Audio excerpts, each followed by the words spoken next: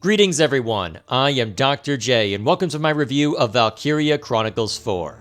I wasn't expecting to be covering the fourth game so soon after looking at the first, but after being impressed with said game, I was curious to see what other stories could be told within the established conflict. For the unfamiliar, Valkyria Chronicles takes place in a world that's reminiscent of 20th century Europe, with a major conflict between an empire and an alliance of democracies, with the primary reason being the increasing scarcity of a resource called Ragnite, which is basically this world's version of petroleum. The first game took us to a small nation called Gallia, which found itself in the Empire's crosshairs due to the amount of Ragnite within their territory, but such a story meant the wider war was left largely unexplored.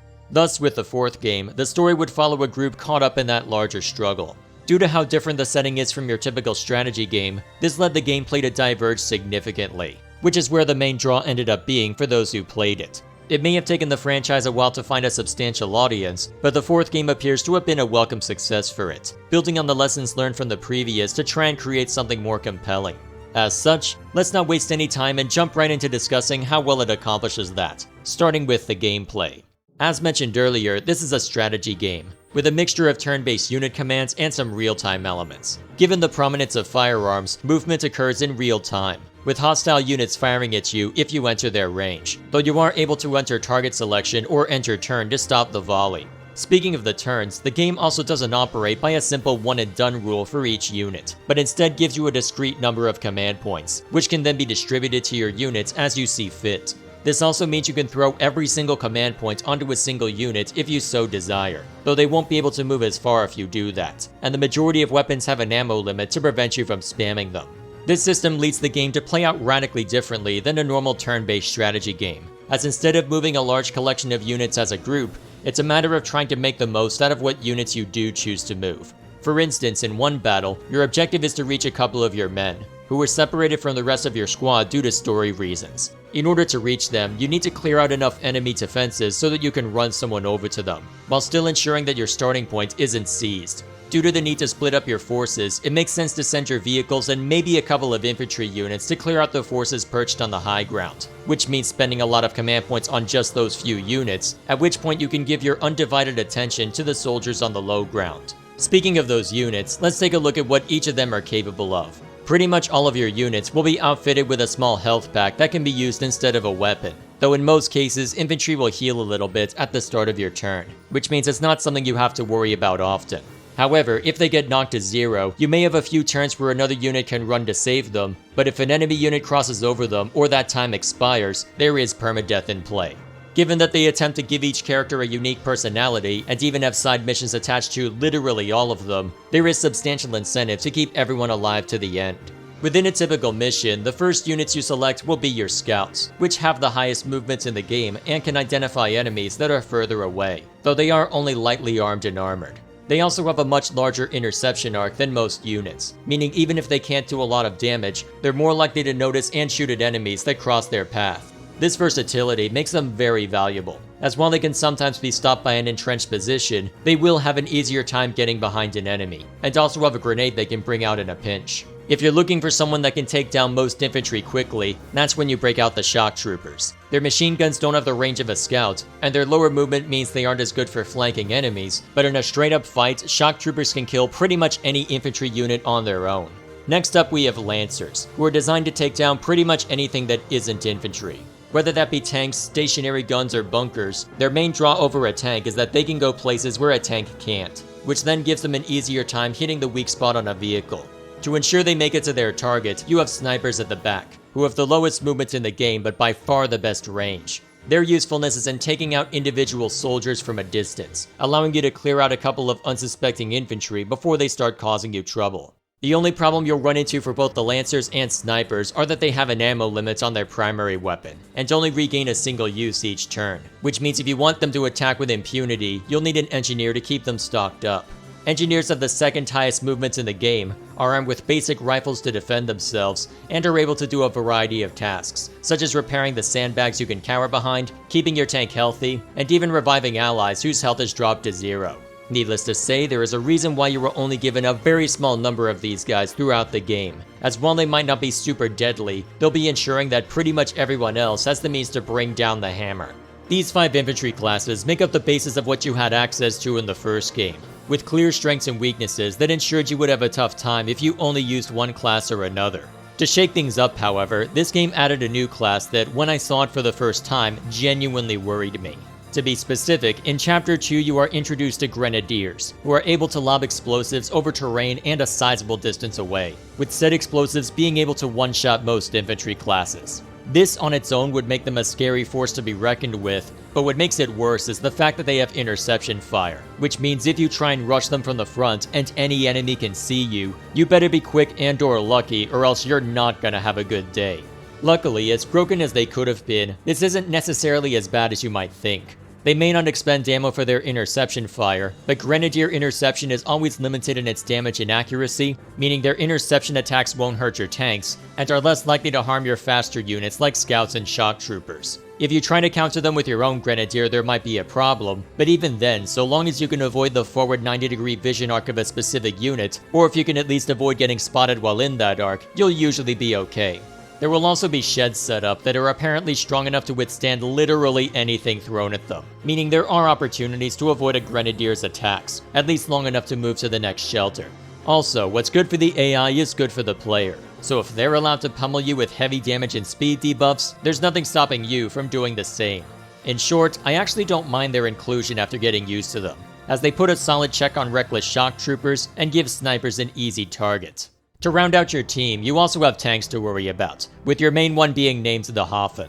It isn't nearly as maneuverable as your infantry, and also won't regain health at the start of your turn, but machine gun fire has no effect against it, and it's packed with armor-piercing shells, a machine gun which is primarily useful for interception fire, and a mortar shell which is really good at clearing out groups of enemies, or at least knocking them out of cover. However, to balance it out, all of its weapons save for the machine gun have an ammo limit. There will be explicit places the tank can't reach, and it has a video game weak spot on the back where machine guns can damage it and anti-tank weapons can one-shot it. This further encourages you to spam command points on a single unit in order to either get it behind an enemy tank or to allow it to fire more than once at a well-positioned one, and ensures that your own tank can't aimlessly wander the field without consequences. To further even the odds, the map won't just hamstring where tanks can go, but may also provide opportunities for infantry to take shelter. Whether it be tall grass that enemies can hide in to avoid detection and possibly get the jump on you, or sandbags that you can cower behind, both of them take away the bonus damage you earn from landing a headshot, and require you to use an explosive on them to knock them out of it. By virtue of that, it encourages you to be mindful of how often you're throwing out grenades or other explosives, especially since scouts and shock troopers only get one grenade per turn. As far as the levels themselves are concerned, there is a ton of variety in the objectives and how you play each one. Whether it be a large open field that forces you to cower behind tanks or sandbags, sniper nests that you can perch units onto for better visibility, narrow pathways that force you to either go around or barrel right through an entrenched enemy group, or encounters where you may not even have a tank, there are very few missions that play out exactly the same, even in the rare case that a main story mission repeats a map. Virtually all of the side content uses maps from the main game, but they're able to remain distinct by restricting the units you're allowed to bring in, adding new obstacles, or giving you a different starting point. To further help each encounter feel different, the game also gives you a fair number of options with which to move units around and to ensure they survive. To start, the units you place initially are not the only ones you have at your disposal, as scattered throughout the map are camps that can be captured and held. Any units within one of these camps will get an ammo refresh and more health than usual returned to them at the start of your turn, and they can also be used to either order units to retreat or summon reinforcements. In doing so, you can use it as an opportunity to move units up more quickly, as if a sniper is at your base camp, you can have them retreat from the unit selection map and then order them as reinforcements further up. However, what's good for you is also good for the AI, as their own camps can summon reinforcements as well, which can encourage you to act more aggressively to head those reinforcements off at the pass. Next up, you're also able to spend command points on orders, which allows you to do everything from calling in a medic for a soldier your other units can't reach, bolster the stats of one or more units, or immediately deploying reinforcements to a camp.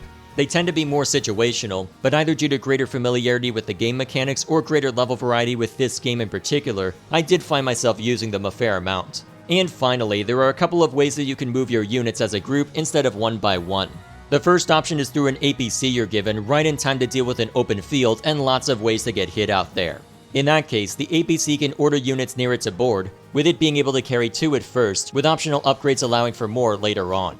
It's only armed with an okay machine gun and is more susceptible to explosives than the Hafen, but especially for slower moving units like snipers and grenadiers, being able to get right to an ideal firing range is really useful, especially if it means you avoid interception fire.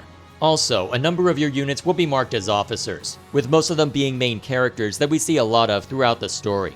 These officers not only give you another command point per turn if they're deployed, which makes enemy officers priority targets as well, but once per turn, one of them can command up to 2 other infantry units to follow them. This power is kept somewhat in check early on, as when you're first able to do this, the one who can close the most distance per command point is a shock trooper. However, once a scout joins you as an officer, she can be used to send even the slowest units halfway across the map. Worse yet, once that scout joins your ranks, you're also able to promote a single unit to officer status, assuming that he or she has been used enough in combat, allowing you to further abuse that power on separate turns in separate parts of the map. What's great about all of this is that it means whatever your situation, there's always a viable way to approach the scenario, making it very satisfying to find that way through. As far as how difficult they are, my familiarity with the game mechanics meant that I had an easier time beating this one than I did the first game, even though this one is slightly harder overall. To demonstrate that, the game tracks how many turns you've taken to complete a mission, and uses that to grade you, with higher ranks rewarding you more experience and money to improve your troops and weaponry. Whereas before I seldom, if ever, A-ranked a battle, this time it was a rare instance where I didn't A-rank one. And unfortunately, this is something that concerns me with respect to game balance. Because I was consistently A-ranking battles, it meant I was often able to stay a little ahead of the curve with respect to weapons and troop experience, allowing me to more easily clean house on a given mission. To explain why, let's take a look at the headquarters, which acts as your main hub to improve your units and to set which ones you wish to take into a mission. Within the training field and mess hall, you're able to spend experience points on either improving your soldiers by class or unlocking orders respectively, with the mess hall usually having a small character moment for the officers. Ranking them up will not only give a minor boost to their stats, it'll also sometimes unlock orders or new potentials, with potentials acting as situational conditions that can affect a unit's ability during battle. For instance, there's a possibility that an enemy will duck for cover if you fire at them, assuming it isn't labeled as a surprise attack. But a unit with the undodgeable shot potential will sometimes prevent that from happening. Though there are a few negative potentials depending on the character, all of the ones you unlock through the training field are generally useful, such as giving you extra ammunition, increasing durability against interception fire, and really late into the game, scouts will occasionally get their full movement bar back, which is insane. The fact that there's an element of probability can throw things off, but considering that element of probability also exists for aiming your weapons, it's not entirely out of place. Even if it always hurts when a perfectly lined sniper shot misses, or a specific potential for a character causes them to lose ammo or movement, hence why you're able to repeat battles at any time. Also, after getting a soldier class to level 10, everyone in that class becomes elites, which often gives them new equipment. Scouts are able to launch their grenades further, making them far more useful at clearing out entrenched enemies. Shock troopers get flamethrowers, allowing them a way to hit multiple enemies with a ton of damage without damaging the sandbags they would prefer to use as cover. Lancers get the option to equip something called a mortar lance, which is geared more toward dealing with infantry, though if someone knows of a way to make these useful, I would be very interested in hearing about it. And finally, snipers get interception fire, which considering their range is a useful addition that needs no explanation. Engineers and grenadiers sadly don't get anything, but considering their built-in utility, it's not like they need more ways to stand out. To go back to an earlier point, the fact that I was A-ranking battles more so than last time meant that I was able to more easily handle encounters than otherwise. Sure, there is an option to grind by virtue of the skirmish mode, but considering that I didn't feel the need to grind at any point during the story, that should tell you how much I was steamrolling a lot of the encounters. To be fair, there was also DLC I had by virtue of the complete edition, and to ensure that you have a somewhat balanced encounter, it's recommended you play the extra stories as soon as you unlock them. Because of that, I was technically grinding, but I don't think a small number of missions should have this much of an effect. As for whether this is a problem or not, I'm of two minds about it. On one hand, it makes sense to reward the player if they do well in a given battle. On the other hand, for someone who isn't experienced with the system, they'll be put in a position where they're asked to do the same with less resources, which means they'll have less opportunities to A-rank battles, which means less opportunities to have fun with the more powerful equipment. Given that I was able to get through the first game without issue, and the fact that you can replay battles at any time, I'm willing to treat this as largely unimportant. But I do wonder how getting less resources would affect someone's approach to this game in particular. Speaking of the equipment, that's something which seems to have been improved upon from the first game. In that case, it took a while before the weapons forked off from each other, meaning you didn't get much of an opportunity to distinguish between your units early on. This time, however, the specialization occurs almost immediately, which allows you more opportunities to experiment with the different strengths of each specialty, assuming you're able to unlock them. What's more is that the weapon specialization is a lot more sensible this time, as instead of being limited to range, damage, and applying some kind of debuff, there's more variety on offer this time around. Rifles are now focused on either a range increase, damage increase, or a smaller boost of both, with all three having some use depending on how you play your scouts and engineers. Machine guns have a choice between either increased accuracy, higher damage, or more bullets, with greater accuracy being good for greater distances and interception fire, extra damage being good for direct engagement, and extra bullets for when you're attacking a tight group of enemies and want all of them to feel included. Lances have a choice between accuracy and damage, with the former being good if you want to take out a Gatling gun you can't reasonably flank, and the latter being effective when you just want to lay the smackdown at close range. I tended to use the latter more so than the former, since I liked dancing on the edge of my opponent's range and was usually okay with a little interception fire so long as I could reach the target, which then meant I complained bitterly whenever my shot was even slightly off. There are also the mortar lances, but since they seemingly turn your lancers into discount grenadiers, they were very situational. Sniper rifles get a choice between accuracy, which is good for dealing with opposing snipers, damage for when you want your one-shot or interception fire to be stronger, or extra bullets, with this one outmoding the others for its utility. The fact that you can fire 3 bullets per attack, with it only technically counting as one shot, makes it a very deadly specialization that ensures you won't be sad when the sniper has a perfect shot and it sails past an enemy's ear. And finally, Grenadiers get a choice between accuracy and 2 kinds of damage specialization. In the former, you focus on heavily damaging infantry, and in the latter, you focus on dealing heavy damage to vehicles. As for the accuracy improvement, that one was too situational for my liking, as the blast radius is so big that unless you're trying to hit multiple targets or are firing into a narrow trench, higher accuracy usually isn't necessary. These specializations accentuate all of the strategic options you're given with different units, as if you're really into min-maxing, now you've got an option that allows you to further distinguish individual units. You have a similar way to improve your tank as well, with parts that can be purchased and tacked on to make it more effective, either by giving it more ammunition, making it more durable, increasing its movement range, and so on. Each of these are separate for each vehicle you get, though to prevent you from just upgrading your tank into insanity, they force you to play inventory Tetris to make the most of it. With all of this said, the game is in really good shape from a gameplay standpoint. There are some questions about the difficulty curve due to how you earn resources, and the probability built into aiming can simultaneously delight and frustrate you, but if your only interest in the game is the combat, you're in for a good time. Before we move on to the story though, we have a very important question to answer. How good is the performance? Right out the gates, the PC port is head and shoulders above the first game, by virtue of the fact that it actually has mouse support this time. I still primarily use a controller due to familiarity, and because the sensitivity in the unit selection map is set ridiculously high, but for menu navigation, it is a godsend. I shouldn't have to be praising this aspect because it should have been there from the start, especially when your PC port came out 6 years after the original and what was labeled as a remaster, but it's here now and it is definitely welcome. As for the performance itself, it ran very smoothly, with graphics options sensibly built into the game itself where they were very easy to tinker with, and with menus being a little more layered than you might like but still manageable. It takes a while to cycle through menus, and there are sometimes weird pauses in combat as a unit's interception fire is resolved, but I never noticed any frame drops and never experienced a hard crash. I could complain about the limited number of save files, especially since I know my SSD has enough space to handle a few extra megabytes, but considering this also has to be functional on consoles, I suppose you can't have everything you want, even if it is a silly restriction. What's also good is that it was able to go seamlessly from controller to keyboard and mouse and back again without any lag, allowing me to easily exploit the advantages of both without having to jump through hoops, which then means I don't have to complain about the weird default key bindings on keyboard and mouse and the sluggish scroll speed on controller, because if I care that much, just put one down and move on to the other. Well, unless I'm in big picture mode, but since my PC is on a desk where it belongs, I will happily assert the dominance of the PC master race for this game.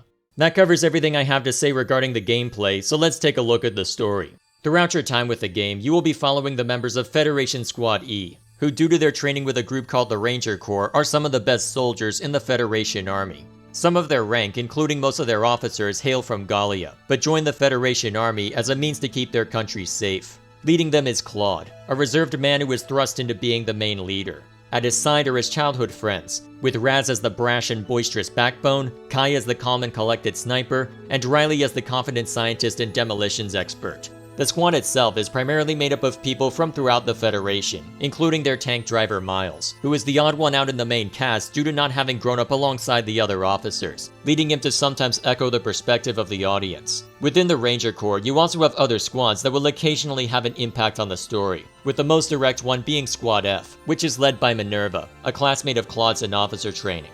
Their goal is to see to the success of Operation Northern Cross, a desperate gamble that would see the majority of the Federation's war effort directed towards the imperial capital of Schwarzgrad. The idea is that by claiming it, the autocratic imperial government would collapse, and with it the war would end in a decisive Federation victory.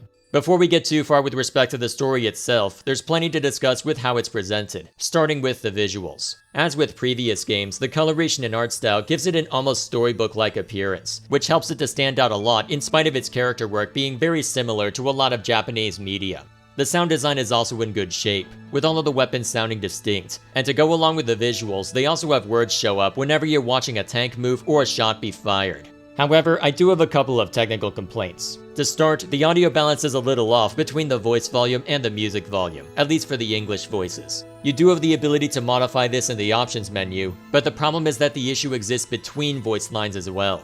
All of the main characters are in good shape, but then you look to a rather eccentric Imperial officer, who sounds like he's consistently 10 decibels lower than everyone else. It doesn't occur for every character, but it happens enough to where if I didn't have subtitles on, I might have misheard a crucial word or two. Also, for some reason the voice acting in the cutscenes sounds like they're speaking through an aluminum pipe. I'm assuming this was intentional, as the voices sound normal at every other point, but if so, I'm curious as to why this is the case. There was no need to do this in the first game, and if they were trying to create a sense of this being an old film or something to that effect, you would think they'd want to apply that filter constantly. I'm kind of glad they don't because it's distracting enough as it is, but since it does seem intentional, I do have to question what the motive was. Apart from that, the music once again does a lot to help set the tone of a situation. There are some returning tracks from the first game, but considering that the original music they pulled from is really good as well, you won't hear me raise complaints about it. If I were to compare, the soundtracks are pretty much on par with each other. As while some of the new additions, like the new battle music, are really good, there are a couple of tracks that are more repetitive than you might like. The number of times I've heard the track that's playing right now is honestly kind of baffling, especially considering how you'll sometimes cut to a new scene, and then it'll just restart this exact track. I don't know if they just needed to add more music, or if they needed to be more creative with what they already had, but even if it's the exception, this one became a distraction rather than a blessing. As far as the voice acting is concerned, the acting and direction for this one is a substantial improvement. There are still occasional lines where it might have made sense to put the emphasis on a different word, but for the most part, everyone involved does a good job. However, this game has the unfortunate pleasure of being the whipping boy for a personal issue of mine. To put it simply, I've been hearing a lot of the same voice actors recently, and while it used to be an amusing novelty, it started to become an immersion-breaking distraction. I can even pinpoint exactly when it became a problem, specifically after I finished overanalyzing Fire Emblem Three Houses, as I spent so much time with it that I built a strong association between the English voice actors and their respective characters. Since then, it's been hard for me to let go of that, to where it can become harder to take the story seriously when I hear a familiar voice on a very different character. That being said, I recognize that this is a very subjective and very personal issue, and so far as I know, I'm the only one affected by this. And yet, when you look at the credits for this game, it's hard to find someone among the list who hasn't been involved with a Fire Emblem game in the last few years. That may not narrow things down much considering how many characters there are in the franchise, but even if we limit it to 3 houses, the fact that I can find over half of the best house represented in Valkyria Chronicles 4 is a weird coincidence. These are 2 games that released within a year and a half of each other from entirely different studios, and yet somehow I'm able to pinpoint over a dozen familiar voices, though it does give me plenty of good meme material. I can't begrudge people for finding gainful employment or studios for picking reliable talent, especially since I didn't recognize some of them at first, but I'm worried that the industry could end up becoming a little samey if we're hearing the same actors over and over. Hell, part of what prompted this is because I ran into the same problem with Pillars of Eternity, a CRPG that released in 2015 that I've been slowly chipping away at for the past few months. When I can't even go to Western RPGs to avoid weeb shit, methinks there might be a bit too much overlap. With the presentation in decent shape, it then falls on the main story to be engaging, with much of the focus being on the shifting plans and the relationships between everyone. In that regard, having a lot of childhood friends collide is certainly coincidental, but allows for a lot of intrigue into what the characters think about each other. With the first chapter, they established the dynamic between Claude and Minerva, who first met at officer training, with Minerva being obsessed with outperforming Claude due to a one-sided rivalry that began there. Tragically though, this is one of the weakest dynamics, as Minerva ends up being less of a rival and more of a foil, with Claude being very introspective and cautious while Minerva is very assertive and boisterous. There's nothing wrong with Minerva as a character, as she ends up being a very interesting take on the trope for reasons we'll discuss in the spoilers section, but since she's the one that changes the least among the main characters, it ends up growing repetitive after a while. After establishing that dynamic, you then get to the officers of Squad E, who have a lot of history hinted at, but with the actual events being slowly drip-fed throughout the story. Right out the gate, you have Kai being called another name when Riley joins them, suggesting that someone she cares about has either fallen in battle, gone missing, or that there's something important we're not being told, which then defines a lot of how she acts throughout the story. You also have Riley's first interaction with Claude, which is a case that's handled well enough but could have used some polish. It becomes clear that Riley hates Claude for something that happened when they were younger, with Claude offering little to no protest when brought to task over it. At that point, we aren't told exactly what happened, so our confusion is mirrored by Miles, who has only known the Claude that helped push them all through the Ranger Corps training, and who has up to this point done a good job at leading Squad E.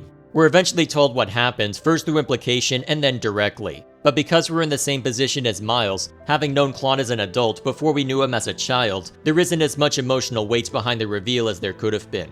Also, due to the event itself, there's a lot of ambiguity as to whether he could have reasonably done something. Objectively though, the character's actions following this event make sense, as without knowing if something could have been done, Riley's anger and Claude's guilt are understandable, tell us a lot about their personalities, and give them something they have to overcome. I wish we could have seen that growth for Claude instead of having it told to us before we even learn about the event itself, but considering the focus of the game is on the war, I'm not sure how they could have reasonably fit that in.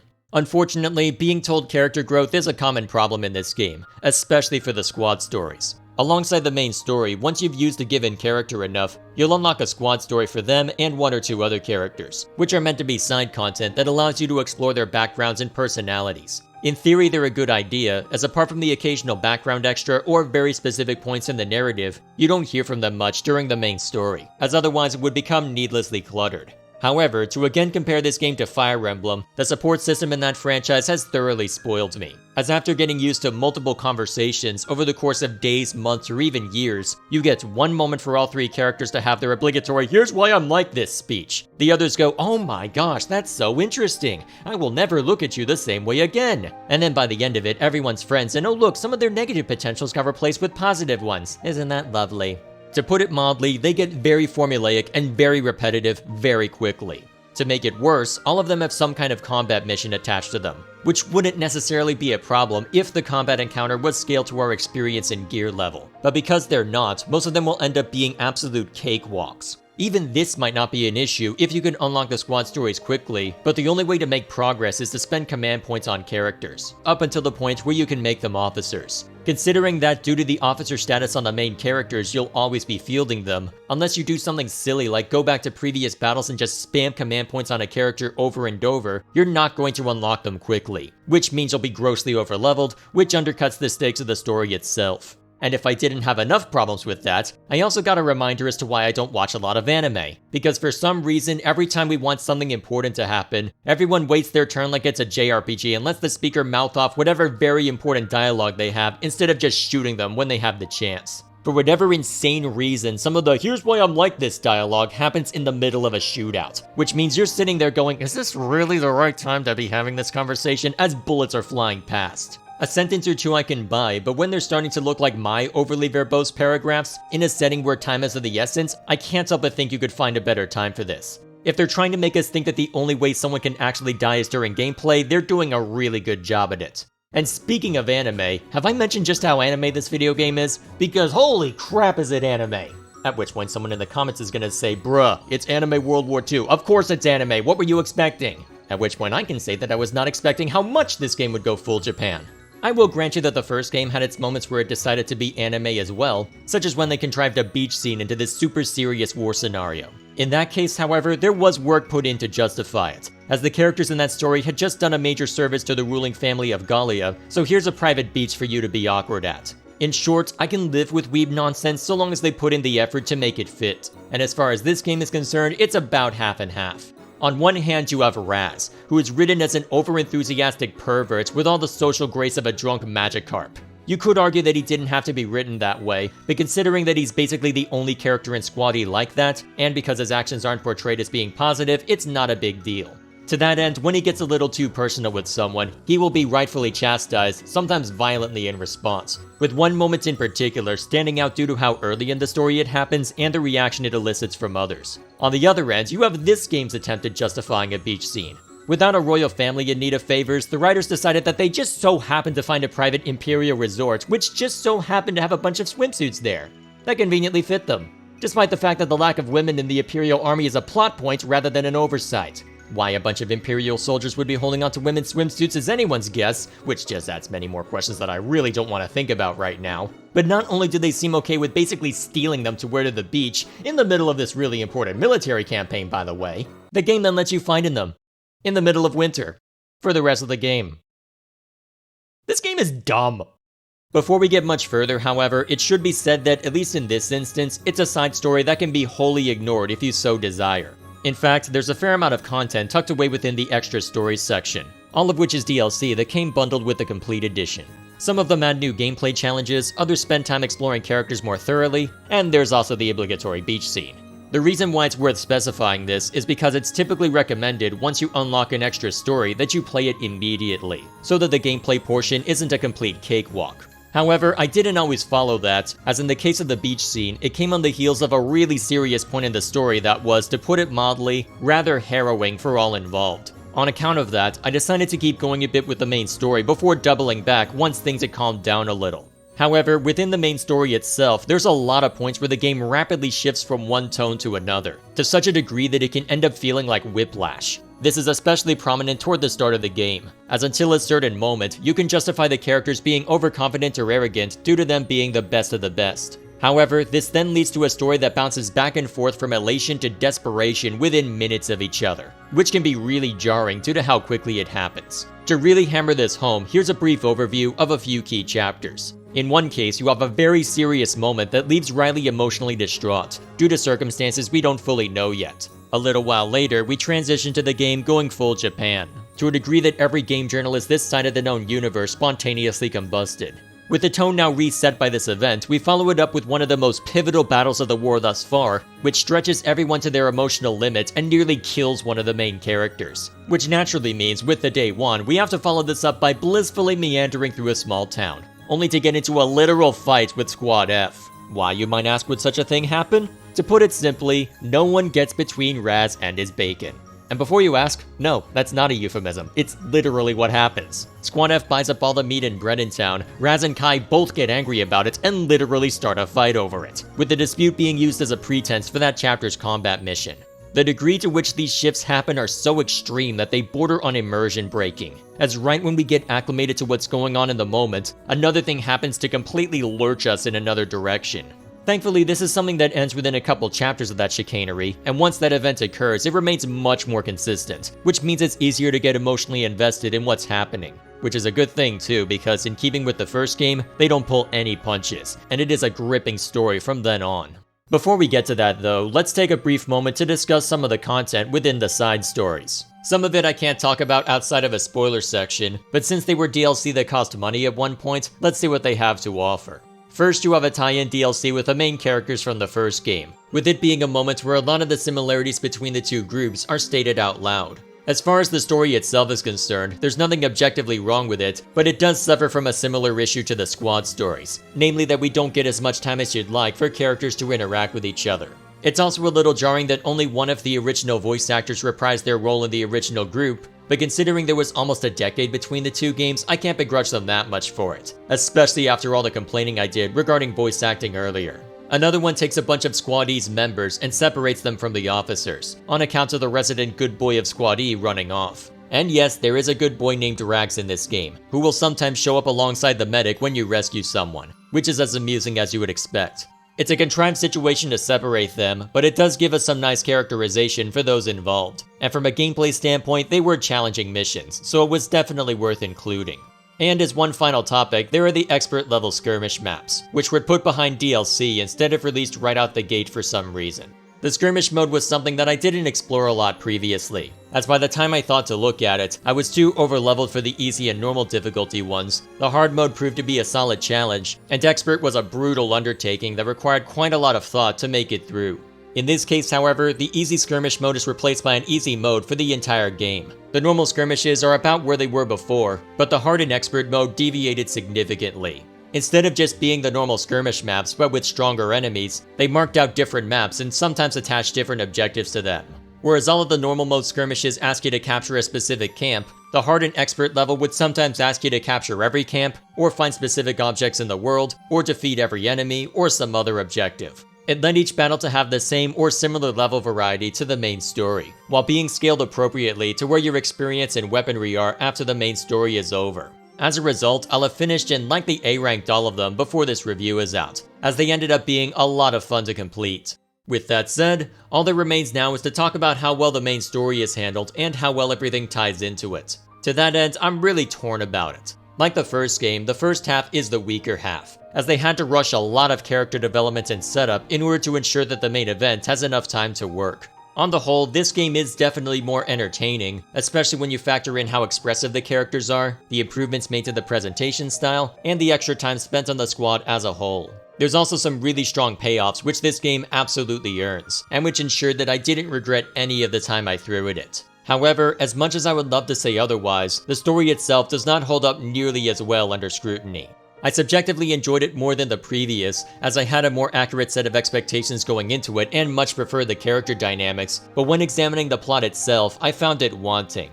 In comparison, the first game had points where, in hindsight, a couple of characters took actions that were uncharacteristically short-sighted or morally dubious, but the plot itself remained intact. Here, though, there are some serious issues with the plot that compromise its internal consistency, with one in particular outright breaking it. To explain why, however, we'll need to talk spoilers. Before we get into that, though, let's give an overall impression. Taken as a whole, this game is a solid improvement on what came before. The new introductions to the gameplay had a very real possibility of breaking the game balance, but by giving the enemy the same or similar tools, and by taking those powers into account through the map and enemy variety, they managed to create a game that is very satisfying to beat. As far as the story is concerned, it's about on par with the first game, as while there is a lot that it gets right in terms of character dynamics and presentation, it introduces some tonal whiplash and some serious plot holes in the process. If you've played the first one and like it, this will be an easy purchase. If you haven't played the first one, then it's a toss-up as to which would be a better choice. This game may be more technically sound and more user-friendly, but it also introduces the mechanics more quickly and has more to keep track of. Luckily, if you like strategy games and haven't played either, both games are well worth the effort, as even if they may not be your favorites, the sheer novelty alone warrants a playthrough. If you're interested, you can find it on PC and every major console. With that said, that concludes our time outside of the spoiler section. For those of you who haven't played it and are interested in doing so, thanks for taking the time to watch this, and I hope that what I've said here has helped you make a good choice. Also bear in mind that what we're about to discuss will contain spoilers for the first game as well, so if you haven't played that one, I will be referencing events that might not make sense without having done so. As for the rest of us, however, we have a lot to discuss still, so let's get to it. Given how I ended the story section, let's start by talking about the most important subplot in the game, specifically what Kai is up to. In case you ignored the spoiler warning or don't recall, when I refer to Kai, I'm not referring to the woman going by that name, but instead the actual Kai, who joined the Ranger Corps at the same time as Claude and Raz. To best explain the situation regarding him, I will be going in the order the game presents these details in rather than chronological order, as the mystery surrounding his motivations was the most prevailing subplot during the second half, and it's worth exploring as a mystery to appreciate its impact. To that end, our first hint toward what he's up to is the fact that Leena, the woman using Kai's name, doesn't offer any insight into why she's taken the name. Riley recognizes it as someone they both know, but because we're not told the relationship between Kai and Leena, it's left in the air for us to wonder. Fast forward to the first interlude, and we see a man's voice and face attached to the name, with him acting as our sniper for the interlude's combat mission. Thanks to that, we get a good sense for what he's like, with him sharing the same calm demeanor and hair color as Leena, without being given any answers as to where he is now. It isn't until Squaddy reaches the Centurion that we hear any more, to prevent the information from distracting us from the difficult trek through the mountains. The interlude itself doesn't tell us much, but in telling the story to Riley, Raz details how Kai had been sent off as part of a top-secret mission. Given that he was a natural leader and the best soldier among Squad E, it seemed like something he would have thrived in, which meant Raz and Claude were surprised when he stumbled into their tent having been shot. In a desperate, wounded tone, he says that he screwed up, implying that because of it, he needs to leave the army, while giving no details on what happened. To ensure that everything looked fine on the outside, he was sending someone in to replace him, with this being the moment where Leena takes on her brother's role as a sniper. From a story perspective, this interlude is placed perfectly. Riley, having been working with the Federation as a researcher, wasn't privy to any of this, which meant it was reasonable for her to ask Raz about it. Given how much emphasis was placed on the cold weather, telling the story would be a good way to take their minds off the current situation, especially at a time when Claude and Leena were away on a scouting mission. Also, by having us see to it after we had seen their escape, it could offer some much needed levity after 3 very serious chapter battles have run the group ragged. I could have lived without the combat mission itself considering how tedious it was, and simply admitting how ridiculous and insane the plan is doesn't then excuse it when they somehow get away with passing Leena off as a man, but as far as the pacing is concerned, it was a good inclusion. What's more is that it laid the foundation for Kai to return somewhere in the narrative, with that return being sooner than you might think, and in a manner we might not have expected. When Kai said he was leaving the army, he could have meant joining the sailors that now helmed the Cygnus fleet, he could have meant that he was going on yet another mission where time was of the essence, or that he had a lot of work to do to undo whatever mistake had gotten him shot. Either way you spin it, the stage is set for him to re-emerge in the narrative, and when he did, it was under a different name at the right hand of Lord Belgar, an Imperial officer whose character design alone screams bad guy, even if you've forgotten the similarities between his face and the silhouette seen the day Riley lost her family. On that note, good attention to detail with that one. Without him even saying a word yet, there are all sorts of questions as to what he's doing and why he's there. Is he undercover for the Federation, or is he a full-blown traitor, having been either convinced or coerced to join the other side? It's an answer which could tell us a lot about his motivations and actions, but we're given effectively nothing to start, with the scene instead focusing on the danger the Cygnus fleet now faces. Not only are the Empire aware of their existence courtesy of Colonel Walz, they seem to be very keen on the vessels themselves, so much so that they intend to capture but not destroy them. In fact, had the plan failed, they wouldn't have even deployed Chronicles or pursued them, given that there would be other opportunities to catch them and more than one ship to pursue. There's a small hint of what's going on by virtue of Colonel Walz's comment about the Centurion having quote, one hell of an engine, which is a rare moment when Kai emotes, but for now, it's something which holds little significance on its own. You also have the very cold comment from Kai about Chronicles' nature, suggesting that either during the Federation's secret mission or while under Belgar's employ that he's seen firsthand what the Valkyria are capable of, which could further underline his motivation. To add some more intrigue, we also have the radio, which was introduced before this point, whose importance pays off after the reveal.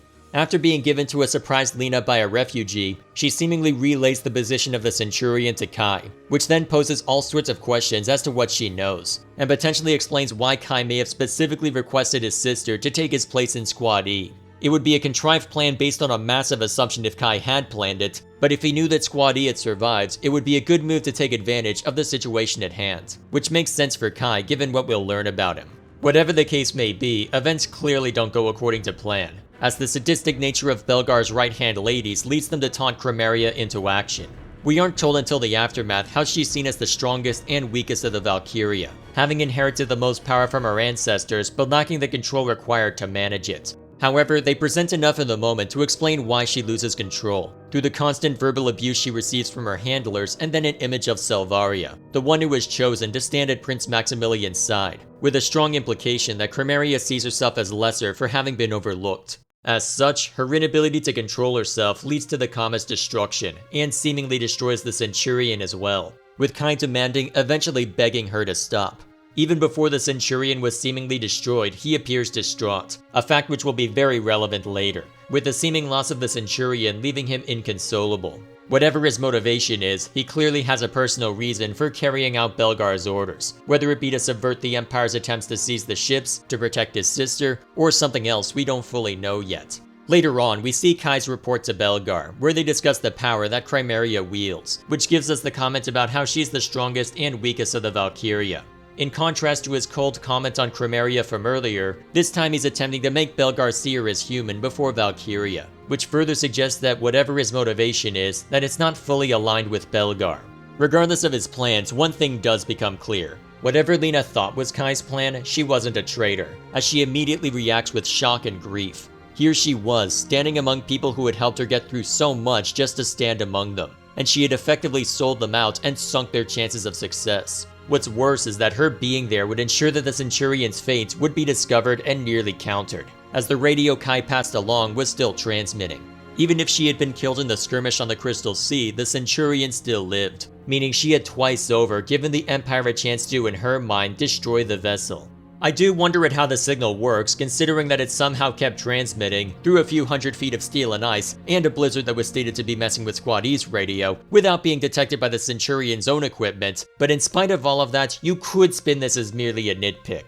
Given that Walz had a gut feeling that the Centurion survived, and because they would be searching the wreckage anyway, it's reasonable to assume they would have caught up to the Centurion and events would happen as we see them, even without Kai's radio. So it's a contrivance that speeds events along, but its absence wouldn't break the narrative. There are questions as to how the Centurion hasn't caught on to the signal that Leena is transmitting, but depending on the frequency, there is some plausible deniability in that they wouldn't necessarily be looking for it. In fact, looking a bit ahead, they seem to recognize that either there's a spy or their code has been broken, as while the Empire would know about the Cygnus fleet's existence, they wouldn't know their exact path, so finding them and staging such a large-scale attack should have been impossible. The key thing to note here is that at this point they have bigger fish to fry, in order to get the Centurion's backup engine running and to escape whatever attack the Empire throws their way, so it's not something that would immediately concern them. There is a later point when Kai reaches out to Leena when there's realistically no emergency, and the fact that that's allowed to happen is rather strange, as you would think the Centurion would be far more careful about what is and isn't being transmitted to and from their ship. To loop back to Leena herself, she's left uncharacteristically reclusive, so much so that it almost looks like she had fallen asleep while they were all freezing in the Centurion's hull.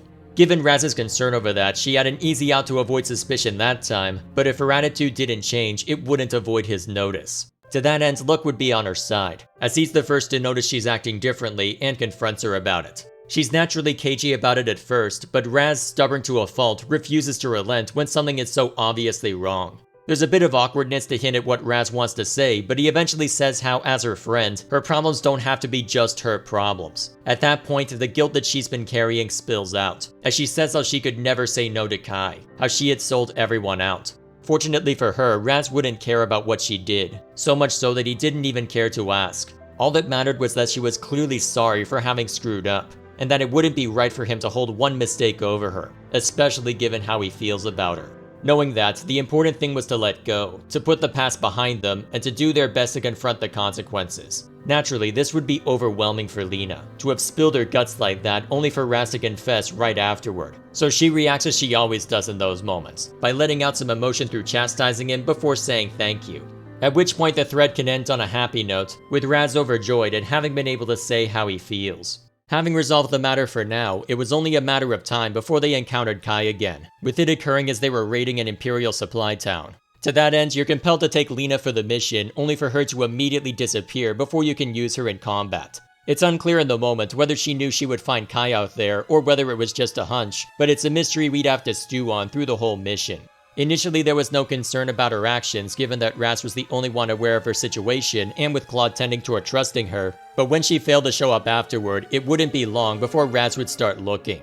Immediately after, we see Leena confronting Kai, having asked for an in-person meeting so that he could explain himself. Throughout the conversation, Leena is rightfully upset with Kai, as while destroying the comet and damaging the Centurion were accidents, there's no way for her to know if he's telling the truth. To further incense matters, he's very matter-of-fact when describing the sacrifices that need to be made, even when it involves thrusting civilians into a combat zone, purely for the sake of delivering a radio to Leena.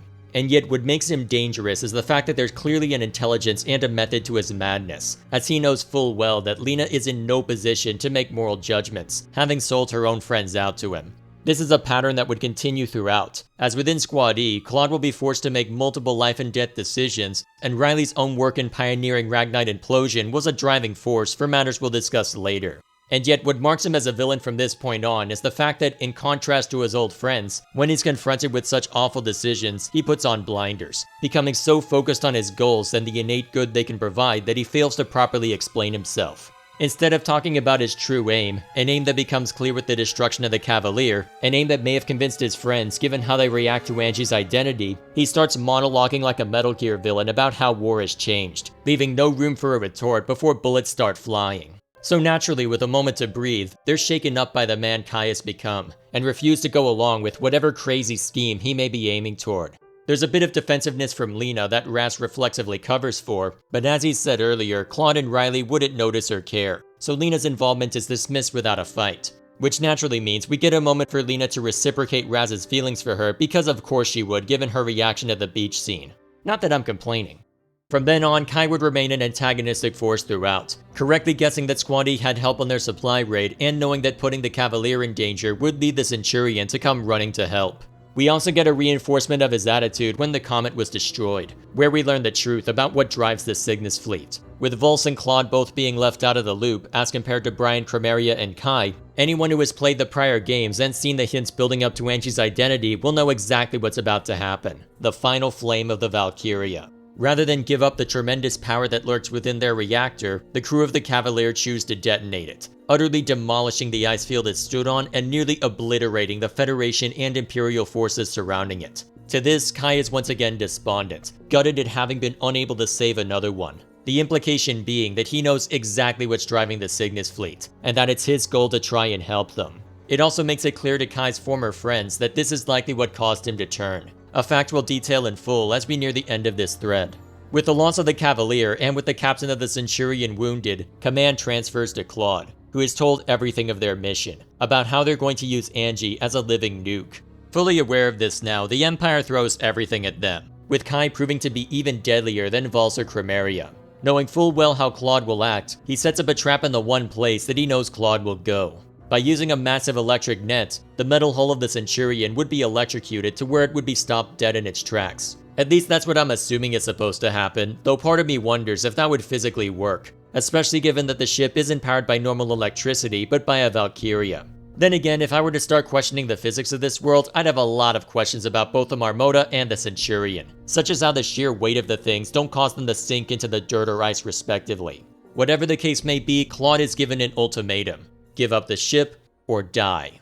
At which point we come to the most effective payoff in the entire game.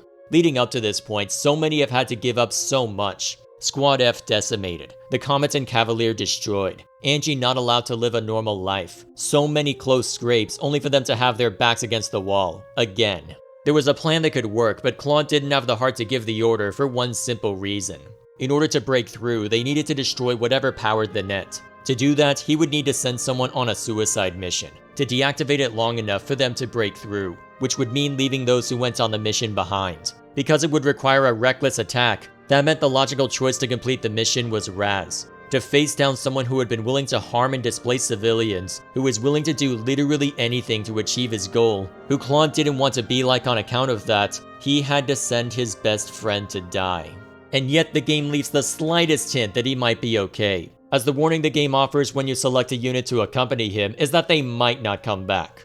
Also, with how this mission was effectively tailor-made for him, there's a glimmer of hope that he'll make it back, or can at least keep himself alive long enough for the war to end before his life does. But then the character you send to accompany him talks about facing down their demise, and as he recklessly charges in, without someone like Leena there to watch his back, he's hit enough to where after disabling the generator, there's no going back.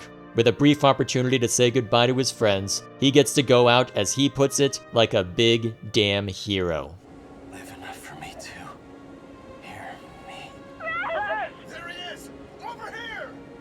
Hey, you got a light? The entire scenario is played out perfectly, with Raz remaining boisterous and proud through it all. After having boasted about his invincibility, here was an opportunity to show what he could do, to make the play that would ensure the success of their mission, to where even as Claude can't maintain composure, he remains overjoyed. So much so that he wanted to hear Claude give the order. Even as Leena pleads with Claude to stop for him, even as she pleads for Raz to return, both of them have to say no, with Raz saying how he knew what he was getting into, and that he was happy to have nailed it, to have given them the chance to end the war. All to end with Leena unable to process her grief, with even Kai breaking down after hearing what had occurred. At least I think it's him, but at least for the English voices, the scream is such that it could have easily been Claude. I think it makes more sense for Kai given what we'll discuss later, but either way, no one is left happy by the result. What makes it sting even more is the fact that alongside Claude, you had your own call to make. You knew whoever signed up with Raz had a high chance of dying, and if Raz didn't make it out, there's no way in hell whoever you sent to die will make it out either. In that regard, you, like Claude, have to live with the fact that unlike literally everywhere else in the game, there's no getting them back. You can't send a medic or safe scum your way out of this one, they're just gone. And you're left to sit there, having had to make that call. Thanks to their sacrifice, the Centurion reaches its objective, and as you secure an escape route, Kai, knowing full well what the bomb is, vows to free Angie, whom he refers to by name. He takes a stray shot from Andre, but remains undeterred, saying how he had come back for her. Before he can open the vault, the rest catch up to him, but now that he's so close to his goal, he cares little for their demands or insults, once again retorting about how they were no more innocent, how Claude had sent Raz to die, how he was now willing to kill an innocent girl, all to kill thousands, if not millions more. Disagreeing over whether Angie willingly signed up to what's about to happen, disagreeing about who's the more deplorable, disagreeing over who's killed more people and whose actions threaten to kill even more. The impasse is such that the only way through was for one side to physically stop the other. Thus, it boils down to Leena being forced to shoot her own brother. With little time left, we're told everything about his top secret mission. By his account, a country called the United States of Vinland had been actively hunting for descendants of the Valkyria throughout Europa. The purpose of this was to experiment upon them, experiments which left hundreds of young girls physically and psychologically scarred, all permitted due to the knowledge gained and the technological advancement it sparked. Kai's part in it was to ensure that the remaining girls were escorted back to Federation territory safely, with 3 of them eventually being used to power the Cygnus fleet. This is where he learned how mistreated they were, to a degree where some committed suicide. How they would have been able to do so is unclear to me given that they would have been carefully watched, but even if suicide weren't in play, the psychological effects would be plain enough as it is, so that can be treated as a nitpick. Desperate to free Angie and the rest from their tormentors, he leaked their location to the Empire, hoping to give the girls a chance to escape in the chaos. What he didn't expect was how prepared the Federation was, to where the Imperial attack was easily rebuffed, he was shot in the leg, and all but Angie were recaptured. What drove him to this point is that through all of the pain she had likely suffered, Angie stayed with him, tending to his wounds, even as he begged her to run, to save herself. But with nowhere else to go, she turned herself in, and Kai was forced to flee. From that day on, he vowed to save them, to save Angie, and that they would find a neutral country where they could live the rest of their lives in peace. Only now, because his own friends barred the way, he was to die before he could complete his mission, begging Claude to act in his place, to not sentence her to death, as a heartbroken Leena could only mourn. Not only had Raz gone off to be a big damn hero, she had fired the shot that killed her brother. What makes this a strong scene is the fact that even if we may disagree with one side or the other, neither is fully innocent, and everyone's motivations are perfectly understandable. Even Raz, once he learns about Angie's true nature and how it might have led Kai to defect, talks about how he would have reacted the same way, how it's terrible that Angie is forced to act as a living battery. There's also a moment of reflection from Kai, as he knows full well how terrible his actions have been, whether it be sending innocent civilians to their deaths, or convincing Leena to also betray her friends, and yet he remains resolute due to the promise he made. On his own, he stood no chance at stopping the Federation's plan, but if he could make himself useful to the Empire, perhaps there was a chance that he could rebuff them directly. And yet, the war forced him into a confrontation with friends and family alike. Without knowing the full truth, or being in a position to believe him until the last moment, there's little that can be done to cross the divide. For much of the story, all that Squad E knows is that an Imperial victory wouldn't be good for the Federation or Gallia, and so in the moment, they're willing to do whatever it takes to see victory achieved. Even after they know the full plan, there's still that resolute desire to see it done. With Claude having lost so much already just to reach this point, and Riley feeling responsible for the technology's creation in the first place, so much so that she wished to remain with Angie to the end, even if it meant her own demise as well. All of this underscored by Leena, so overwhelmed with the fact that she just shot her own brother that she's left speechless, unable to contain her grief. Kai's actions were villainous, but his underlying motivation makes him a tragic one. As if he had been able to remain hidden within the Federation's ranks, had been able to convince his friends of his cause, perhaps there could have been a future where all of them returned to their hometown, where they could give Angie the life she deserves. And yet, with Kai's blood on their hands, the only way they could ever honor his promise at this point would be if the war ended in another manner, their differences remaining unreconciled. It's a brilliant contrast that leaves one to question what they'll do next, properly setting up their choice to obey the ceasefire order. So after spending all of this time detailing how effectively the mystery was set up and executed, how information was doled out properly, how it led to some of, if not the best payoffs in the entire game, why would I lead this section by mentioning severe structural issues with the plot? Because of a singular sentence that destroys this entire thread. Had I been caught, I would have been shot on sight. The implication of this line is that the Federation knows what he did and would kill him on sight, which is a reasonable response considering how Kai had potentially compromised the Federation's ace in the hole. And yet, if this was so crucial that they would have shot him on sight, how would he have ever been allowed to return to the Ranger Corps?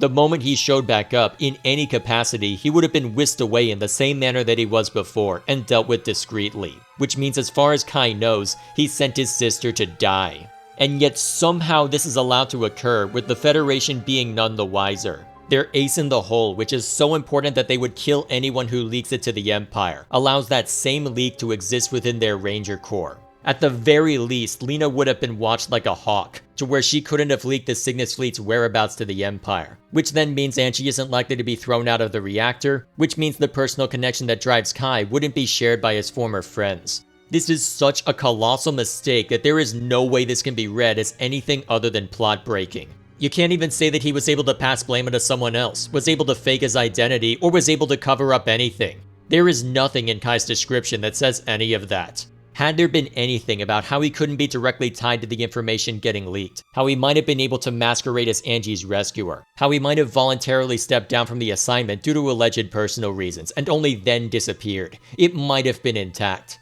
But because the plot doesn't describe any of that, literally everything to do with Leena's involvement in the plot could not have happened as we see it.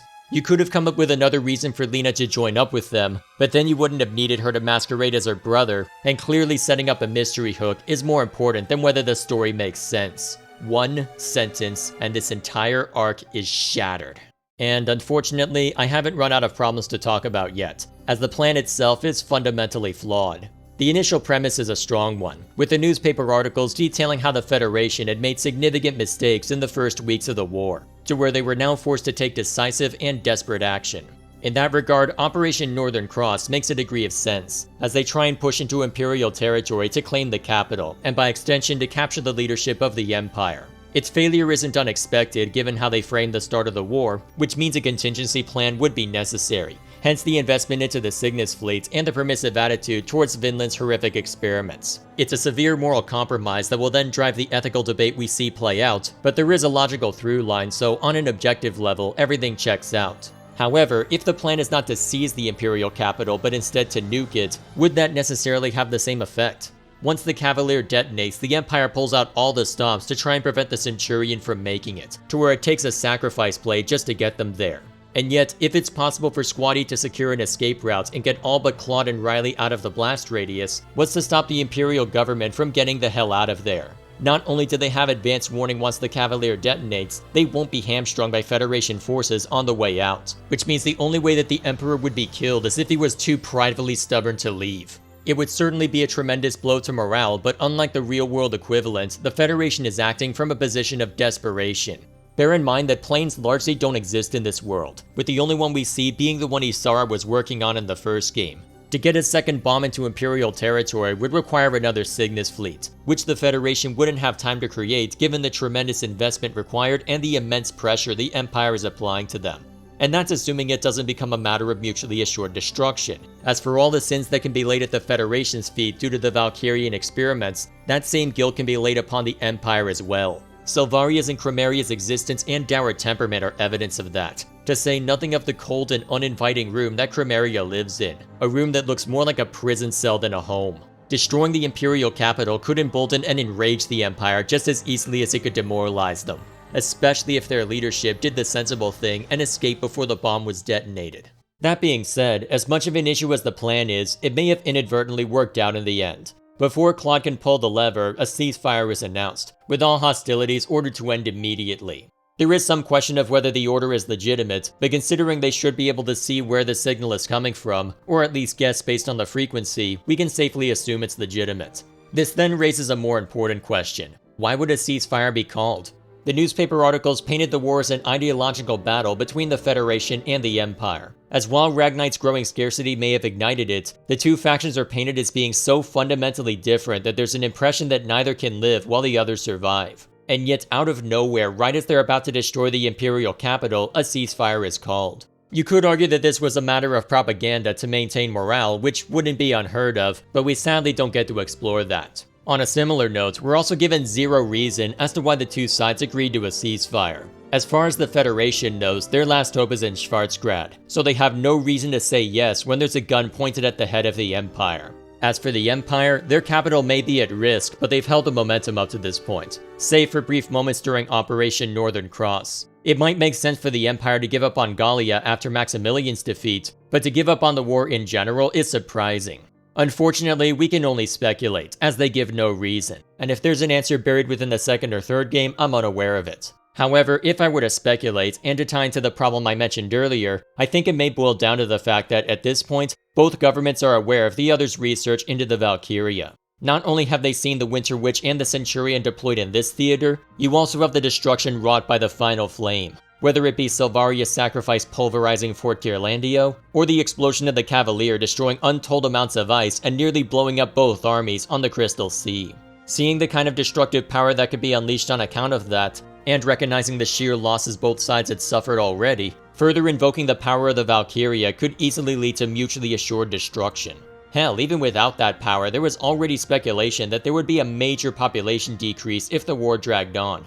I can't give the game any credit for this, and I would hope that any future games would explore the war from the perspective of the leadership to account for it, but a reasonable answer can be inferred with enough effort. If this were true, it would also thematically fit in with the main villain, with Belgar pressing ahead with research into the Valkyria, willing to do anything, even kill someone he considers a friend to further that aim. With him as an antagonist, it then becomes a matter of preventing this terrible power from being unleashed on the world any further. In that regard, his defeat is rather poetic, as right as the power is within his grasp, his friend's daughter pulls the rug out from under him, and his own inability to rebuff Squad E leads Nicola to believe that he too had failed. And if failure was so unacceptable that she was to die for any failure, then that mentality would clearly apply to him as well, with his lack of foresight and indifference to the consequences of his actions being the death of him.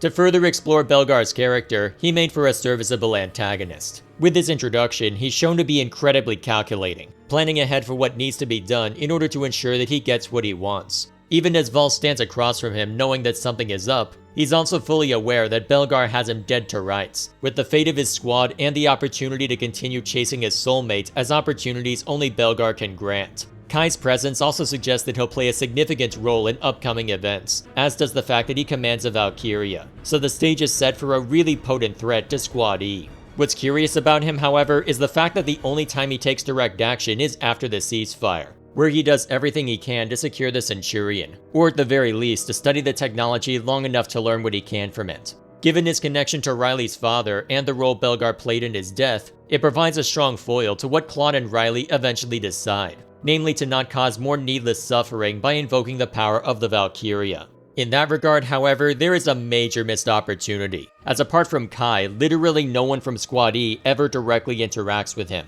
Hell, Walz doesn't even name him when his submarine base shows up to drag away the Centurion, so as far as they know, they're just dealing with a random bunch of rogue Imperials who just so happen to have some really impressive technology to match the Centurion. Riley especially should have a hell of a lot to say to him, especially since he seems to be aware of her existence. Objectively, what's already there is solid, as after obsessing with success, after insisting that failure was unacceptable, after manipulating and experimenting upon Chromaria and his two aides, being forced to die as a consequence of that is poetic justice. You could even read something profound into it, the fact that Squad E never saw the face of their enemy, that he was so focused on being the puppet master that he would never exist within his enemy's mind. However, by not having that direct confrontation, you end up with a much weaker moral message. Before we get too far with my argument though, I should clarify what I mean. There's been a lot of discussion over the last few years as to how much moral lessons and real-world shenanigans should be included as part of our entertainment. If you've ever heard the phrase "keep politics out of entertainment," it's a reaction to this, often directed at people who have prioritized the message before the media, which then leads to the work being left worse for wear for the sake of that message. The reason for clarifying this is that I suspect saying anything regarding this will immediately prompt those kinds of questions. To be clear on that point, there is a degree to which our stories can and will reflect our beliefs, but whether or not it's acceptable in our eyes usually boils down to how well it fits the world and whether we're forced to engage with it, which I feel this game handles fairly well. There are natural questions that arise from the nature of the Valkyria, such as what responsibilities one might have if you are blessed or cursed with such power, especially given how it can and is being exploited. Throughout my time with the franchise, the game has clearly stated that treating the Valkyria as human is preferable to treating them as weapons, in part because using them as weapons doesn't necessarily solve the problem at hand, and in part because it places a tremendous amount of stress on the Valkyria themselves. With the first game, you have a comparison between Welkin, who knew and saw the woman he loved before the Valkyria, and Prince Maximilian, who saw Silvaria as a mere tool, one to be used and expended when necessary, with that action causing a lot of grief for her. This eventually culminates in a fight between the two, with Welkin coming out on top due to his reliance on strategy and teamwork over his reliance on raw power. For this game, however, the moral message will inherently be weaker because we never see Belgar directly challenged by the members of Squad E. We hear protests from Kai and Walz on occasion, but since they're working under him, there's a degree to which their complaints ring hollow. Having a moment where Riley sees the man that killed her father would have been stellar, as then you could more easily parallel the similarities and differences between them. In Belgar, she could see not only her father's killer, but also a reflection of herself, the kind of person who can and did willingly create such a deadly power. Their reasons may have been different, whether it be the pursuit of knowledge or revenge, but seeing the perspective that Riley holds now compared to what she held as they approached the Imperial capital would have been a powerful character moment, but it's something we sadly don't get. With this, however, at least we get an amusing foil in the form of Colonel Walz. My initial impression of him was less than ideal, to put it mildly, as he was a stark contrast to any other officer I had seen in the Imperial military, and had a bizarre way of addressing enemy combatants. Later, babe. That was the most fun I've had in a long time. Who knows? You might just be my soulmate. Dude, at least ask me out to dinner before you take me home. And yet, he ends up playing a similar role to General Jaeger in the first game, that of a friendlier officer who can offer some levity to the Empire scenes, and who we can respect by virtue of his own respect for his adversaries. Well, up to a point anyway. By Crimeria's word, he can be an incorrigible womanizer. Because of that, he ends up being a ray of sunshine by comparison, with this being especially present with Crimeria. The fact that he's a womanizer may have drawn him toward her, but because he hasn't seen what Kai has regarding their power, and because he doesn't see them as experiments and tools to be tinkered with, he treats her as a lady before a Valkyria. So much so that he would sooner die with a smile on his face than leave her alone. Say what you will about his initial attitude, but that's not something you do unless you're really committed to someone. Even before that, he's the only one that treats Kai as a friend, being concerned over the possible death of his sister, and then passing along that he truly did care about Leena once the ceasefire was called. Hell, just going over to have a casual conversation with the remains of the Federation's forces was a nice gesture, treating his enemies as people to be respected and admired for besting him, rather than a group that he could never reconcile with. It was a pleasant moment where the game could dial down the pressure, even if they were gonna dial it right back up with Belgar's move. Speaking further on foils, let's look at Minerva, who may have grown repetitive thanks to the one-sided rivalry, but due to her actions, you can't help but respect her as well. It's something that we hear in a lot of stories, that of a character who tries their hardest and yet seems unable to rise to the height of their peers, even as said peers make it look easy. As with the dynamic between Riley and Claude though, it's undercut by the fact that we didn't see them interact in officer training, meaning apart from the occasional mission, any difference in skill is told rather than shown. All we know is that whenever she would challenge Claude at something, it was a rare occasion when she overtook him, which meant much of her dialogue was her going, "Dude, how can you act so unconfident and hesitant when you're so clearly good at this?" And yet, there were a couple of aspects that made her an interesting character. First, when she tells Claude how much she despises him, and again when the Ranger Corps is shattered near the Crystal Sea. In the case of the former, it's set up like a confession of sorts, only for her to then veer into saying how he's all of these obnoxious things, how even though he's more capable than her, he can't even see it. Everyone looks to him due to his competence, and yet he doesn't seem to even realize it, which irritates her not just for her own inadequacy, but knowing that Claude's lack of confidence could be their undoing. Being modest in a casual conversation is one thing, but if you aren't willing to make the tough call on the moment, there will be people that get hurt as a result. That may not have been the case at Siegfall, but near the Crystal Sea, it would be a much different story. Seeing a supply base that's fueling the Imperial war efforts in Gallia, Claude makes the tough call to steal what they can and trash the rest. What he couldn't have known though was that Walz had anticipated their march through the mountains and had caught up to the rest of the Ranger Corps while they were being big damn heroes. Knowing how much Claude's ability brought to a battle, their utter defeat leaves her heartbroken, her anger squarely planted at Claude for not being there. There was no way for Claude to have known this was happening, and so far as any of them knows, Walz would have steamrolled Squad E along with everyone else. But just as with Riley's family, the possibility lingers. The weight of all those who lost their lives lingers. And with seemingly no way to have prevented it herself, her anger would naturally be directed toward Claude, the one who wasn't there when they needed him, with no one able to offer consolation. What led me to respect her is what followed after that. Knowing that Squad E was the only one still intact, knowing that she was mentally compromised from having lost so many in Squad F, and knowing that Claude was her better in ability, she didn't hesitate to recommend that he get promoted to captain instead of her.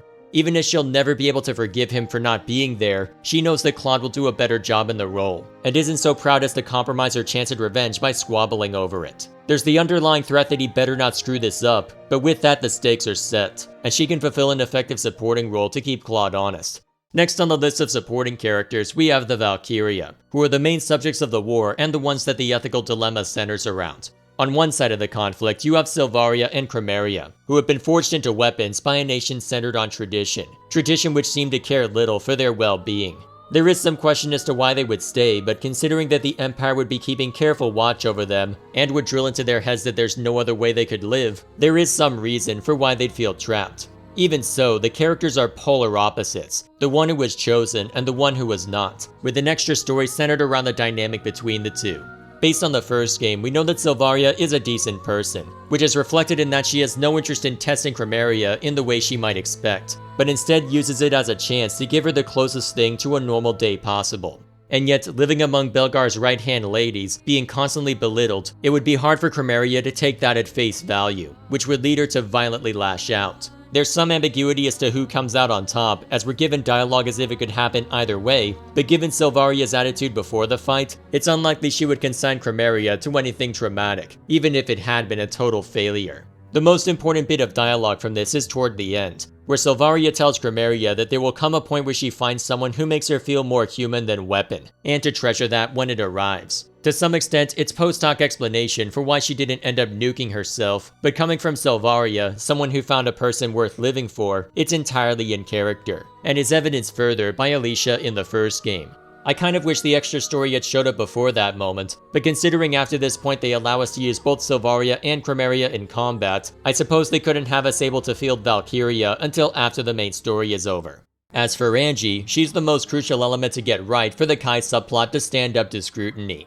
Not that there aren't elements that don't already destroy it, but setting that problem aside, the game had to put a lot of work into making Angie the kind of person you'd move heaven and earth for, and it does the job almost too well. They have some plausible deniability due to Angie's memory loss, but if she weren't a Valkyria, I would be labeling her a Mary Sue. Everyone loves her unconditionally, she excels at whatever she tries, has an uncanny ability to read people, and is a charming presence throughout. The fact that she's a Valkyria and would have had to get used to seeing and treating injury due to the Valkyrian experiments gives just enough reason to withhold the label, but it's definitely borderline.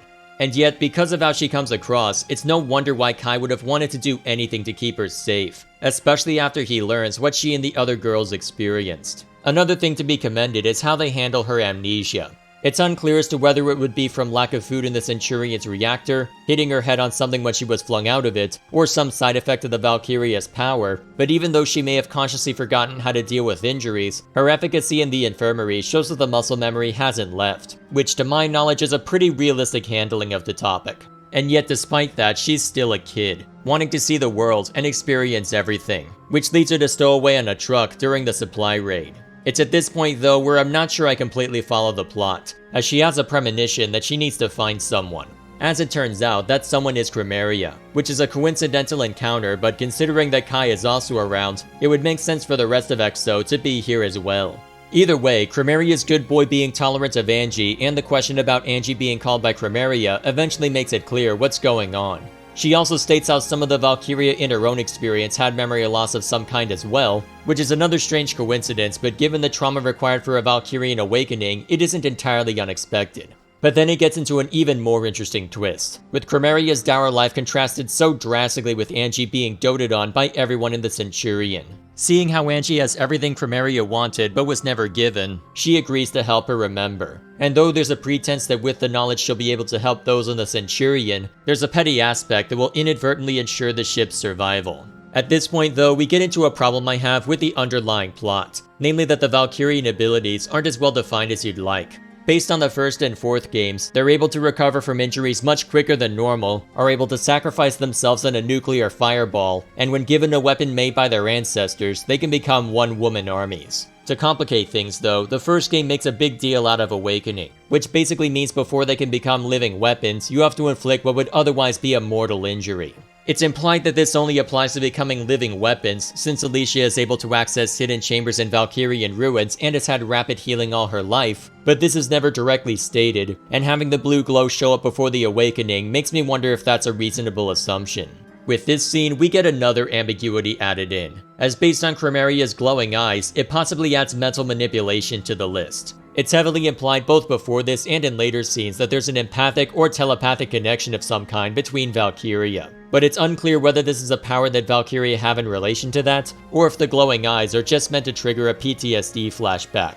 Later dialogue would suggest it's a power, but because it's so ill-defined, it then makes me wonder what other applications theoretically exist for it, and how that power would have been discovered or forged. Regardless of that, it's interesting that Crimeria chooses to let Angie go back. If malice were all that motivated her, it would have been easy to deprive the Federation of their Valkyria, to have taken Angie away from the people who love her. But despite all she's been through, she doesn't lash out, doesn't create that same circumstance for Angie. It's a curious moment that goes as far as covering for Squad E's escape, the shared trauma transcending national allegiance. From that moment on, Angie would be very cagey when discussing her memory, avoiding even innocuous questions from both Riley and Sergio. But it wouldn't be until the Cavalier's destruction that we would see that come to fruition.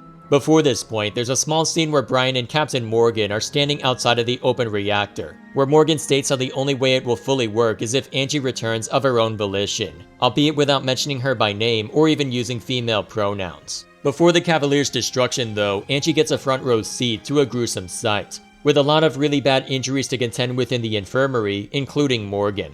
In the moment, it may look like she's overwhelmed by all the injured people, but on top of the Centurion, it becomes clear that she also seems to be reacting to the Ragnite on the ship. Her ancestor's connection to the material, another ambiguity that is sadly not as well explored as I'd like. Either way, we're eventually shown outright what we might have otherwise suspected, that Angie was the one powering the Centurion. A young girl shows up out of nowhere in the engine room long after every refugee has left, wearing an outfit that wouldn't be out of place in a mansion or palace. Yeah, there was no way she wasn't Valkyria. And yet, it comes as a surprise to Riley, to see it in the flesh, to see the human cost of it, even as someone who pioneered the technology.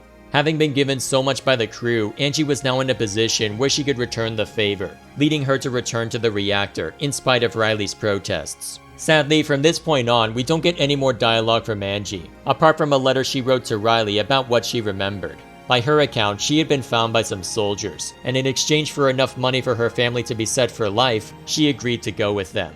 This is the point where it's made clear why Kai defected, as while she might have signed on to do this, she's still a kid, leaving everyone rightfully upset with the matter. And yet, even if Angie can't necessarily comprehend everything that's going on, even if it's a horrible thing to have inflicted on her, they're in a situation where they're so far along the path that turning back now seems impossible. Was Angie's life truly worth the lives of every soldier dead and dying on the front lines? And that's perhaps the greatest strength of the game. For all its issues with the setup required to get here, the actual ethical quandaries are really interesting to explore. To tie back into what I mentioned regarding moral issues within media, exploration like this is that idea at its best. By being disconnected from real-world events, it provides an opportunity to ponder the question in a consequence-free environment, to question where we would fall on the matter, with neither side being presented as moral absolutes, no judgment as to which one you should or shouldn't side with. Only people trying in their own way to grapple with the problems as we mull over the matter from the sidelines. If ever there was a way to tackle serious subject matter in entertainment, this is how it should be done. With all of this said, the only thing that remains is to detail how the game wraps up, starting with another case where a single sentence utterly throws me out of it. This time, however, it's a case where they just decided that the technological innovations sparked by the Valkyrian experiments are basically lost to history. In case I need to explain why that's an insane proposition that would take an entire story's worth of espionage to make happen, let's ask a simple question. Did the use of nuclear weapons in World War II make them disappear into history? How the hell are you supposed to cover up the Cygnus fleet when the Centurion reached its objective? How would it even be possible to mask the truth of the Valkyria when you have the destruction of Fort Gerlandio and the deployment of the Marmota on top of the Cygnus fleet? You might be able to give some canned response about what exactly caused the incidents, but there would be enough people who know the truth and would be eager to report on it, especially since the true history of the Valkyria is a major plot point in the first game, which is said to have been publicly outed. In short, you may be able to contest some elements of the narrative and obscure others, but there's no way in hell the Valkyria will remain a secret under these conditions. And yet, because the game said it right after the credits rolled, I'm supposed to believe that Vinland, the Federation, and the Empire all unanimously destroyed all record of it? Belgar's existence alone should show that this is an insane proposition, as the game only ends after we defeat him and not with a ceasefire. And if there's someone in the Empire that's that determined to see the technology fully realized, you'd be crazy to assume people like him don't exist in Vinland or the Federation. What annoys me about this is that not only does it handwave away a significant plot thread, it's a thread that if followed could be a really interesting story. If the developers are modeling this after 20th century Europe, think about what happened after nukes were used, about how there was a Cold War as each side held onto and bolstered their arsenal in the event the other took action.